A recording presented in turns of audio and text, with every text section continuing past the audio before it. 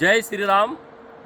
सातत्यानं जिहादी प्रवृत्ती डोकं वर काढायला लागलेली आहेत। महाराष्ट्रामध्ये लव जिहाद, लँड जिहाद, वोट जिहाद, ज्यूस जिहाद आणि मागच्या काही दिवसामध्ये नाशिकमध्ये सापडलेला कॉर्पोरेट जिहाद। नाशिकच्या पोलिसांचं अभिनंदन आहे। अत्यंत लक्षपूर्वक काळजीपूर्वक त्यांनी हे प्रकरण हाताळलं, बाहेर काढलं।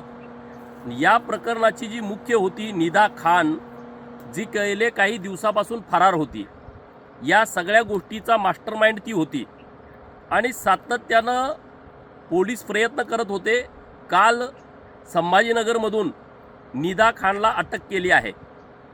निदा खानला अटक केली, परंतु निदा खानचं समर्थन मागच्या काही दिवसामध्ये इम्तियाज जलीलनी केलं आणि काल संभाजीनगरमध्ये ती सापडणं, नगरसेवकाचा तिला पाठबळ असणं, तर या सगळ्या प्रकरणामध्ये इम्तियाज जलील यांचा मुख्य रोल असणार आहे आणि त्याचा तपास पोलिसांनी करावा अशी मागणी आमची नाशिक पोलिसांच्याकडे आहे।